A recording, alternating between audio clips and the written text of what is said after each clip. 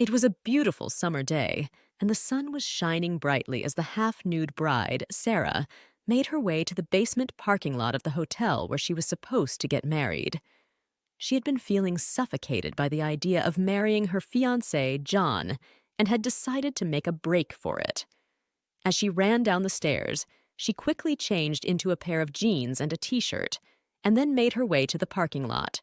She spotted a car with the engine running and quickly got in, hoping to escape the chaos of the wedding. Unbeknownst to Sarah, the car belonged to a man named Michael, who was waiting for his wife, Emily, to return from a shopping trip. Michael had no idea that Sarah was hiding in the back seat, and he was oblivious to the drama that was about to unfold. Just as Sarah was starting to catch her breath, John appeared at the window, demanding to know where she was.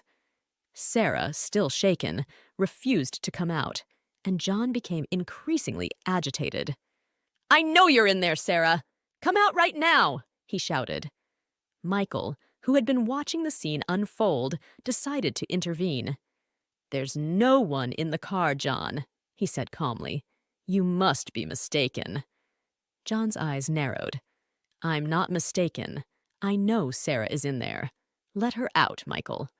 Michael shook his head. "I'm telling you, John, there's no one in the car. You're just being paranoid." Just then, Emily pulled up in her car, and Michael got out to greet her. "Hey, honey, how was your shopping trip?" he asked, oblivious to the drama that was unfolding. Emily's eyes scanned the scene, and her expression turned cold. "What's going on here?" she asked, her voice firm. John's eyes locked onto Emily. "Sarah is in that car, Emily. She's trying to run away from me." Emily's eyes narrowed. "I don't see anyone in the car, John. You're just being ridiculous." Michael, sensing the tension, stepped forward. "Emily, maybe we should talk about this later. Let's just calm down and—" But Emily was having none of it. "No, Michael, we're going to deal with this right now. John, get away from that car. You're not going to bully Sarah into staying with you." John's face turned red with rage, but Emily stood firm. "Get away from the car, John. Now." As John reluctantly backed off, Emily turned to Michael. "Get Sarah out of the car, Michael. Now." Michael hesitated for a moment, but then got into the car and pulled out Sarah. Emily's eyes locked onto Sarah, who was still half naked and shaken. "Sarah, what's going on?" Emily asked, her voice softening. Sarah looked up at Emily, tears streaming down her face. "I didn't want to marry John, Emily. I was trying to escape." Emily's expression turned cold.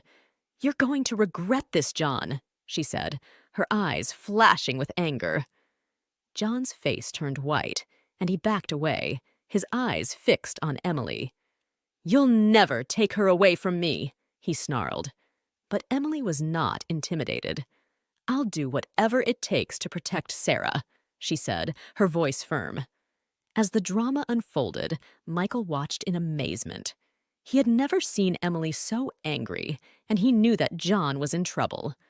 As the scene died down, Emily turned to Michael. "Let's get Sarah out of here," she said, her voice softening. Michael nodded, and together they helped Sarah into Emily's car. As they drove away, John's angry shouts faded into the distance.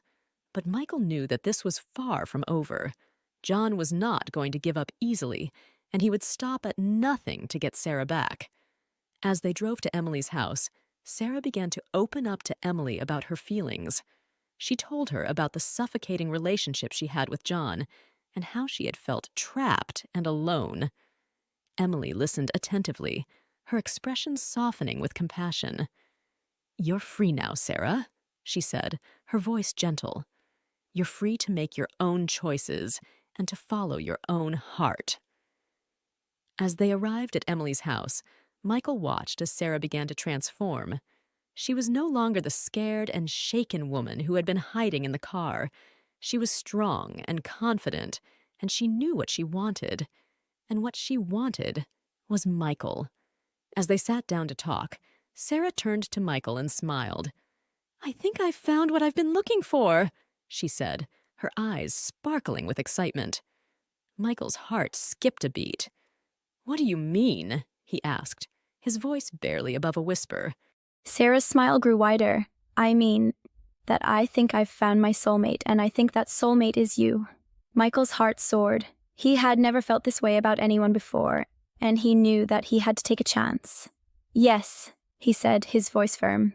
"I feel the same way, Sarah. I think we could be happy together." And with that, Sarah leaned in and kissed him, her lips soft and gentle. Michael felt like he was floating on air, and he knew that he had found his true love. As they pulled away, Emily smiled, her eyes shining with happiness. "I'm so glad you two found each other," she said, her voice soft, and with that, the three of them hugged, their hearts full of joy and love. They knew that they had found something special, something that would last a lifetime. Please subscribe to my channel Lessons of Life and press the bell notification icon.